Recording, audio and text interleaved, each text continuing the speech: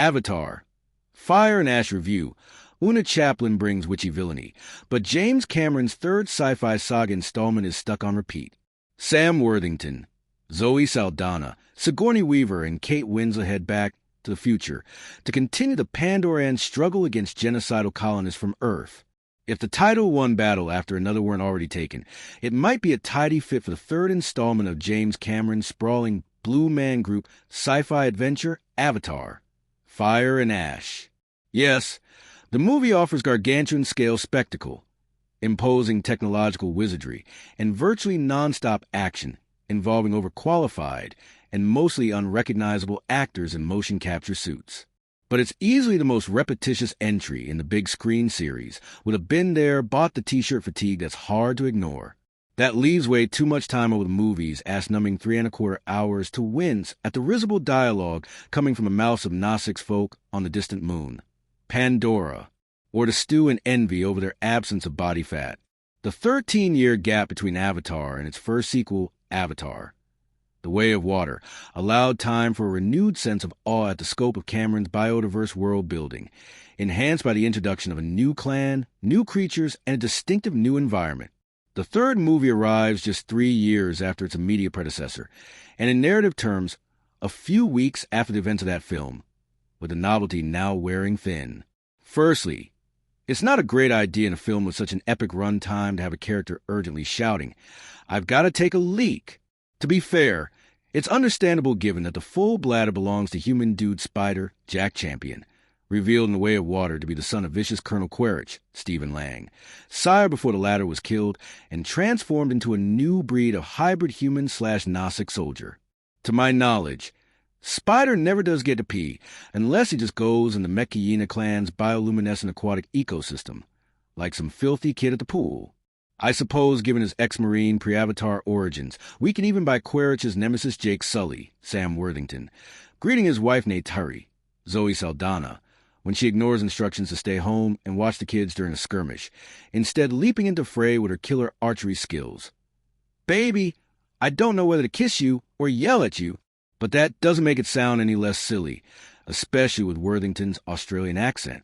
And would a young Nasik's really be checking in after a fiery clash by asking his comrade in arms, "Bro, you good?" Surely this biologically and spiritually advanced civilization should have evolved beyond skateboarder vernacular? All due respect to a groundbreaking franchise that has thus far raked in over $5.2 billion in theatrical grosses and remains the gold standard for the large-format 3D viewing experience. But Fire and Ash's sound and fury signifying nothing, or at least nothing excitingly new. Now might be a good time to clarify that I enjoyed the first two movies. In the absence of fresh narrative inspiration, Cameron and co-writers Rick Jaffa and Amanda Silver simply pile on allure and multiply the clashes, to numbing rather than invigorating effect. Even the Darth Vader/Luke factor of honorary Nasik's Spider's conflicted feelings for his hard-ass father on the side of the military-industrial complex oppressor, known as the RDA, or Resources Development Administration, led by Edie Falco's stiff-limbed and humorless General Francis Ardmore, goes to few places not already explored in The Way of Water.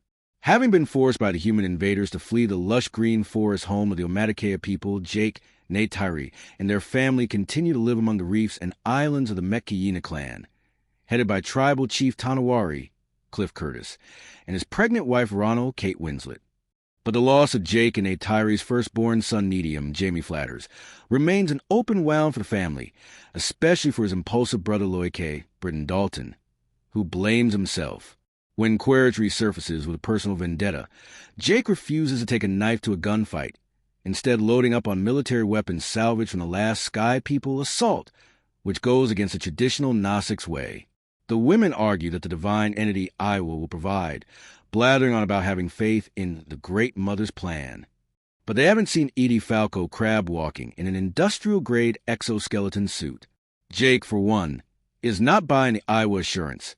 He has too much at stake protecting his wife, their surviving children Loike and twin sister Tuck, Trinity Jolie Bliss, as well as adopted daughter Kiri, Sigourney Weaver, the offspring of scientist Grace Augustine's avatar body, who develops a direct line to Iowa, even if she can't yet control it. How much you invest in all that would depend on how much you care about moon dwellers plugging their braids into nature's light sockets.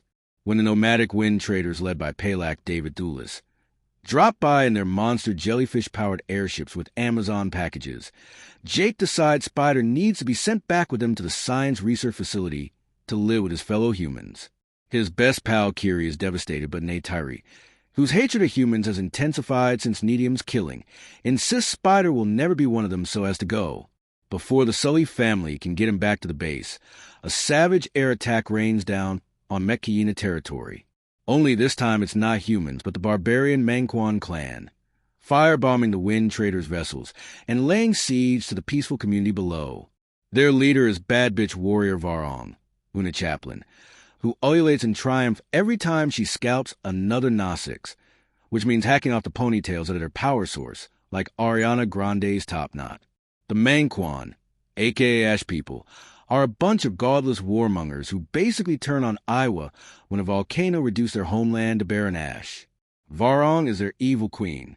She wears a black and red feathered headdress, a micro-kini and stripes of red war paint over what looks like full-body Keel's mud mask, while swooping around on a scary dragon called a night wraith.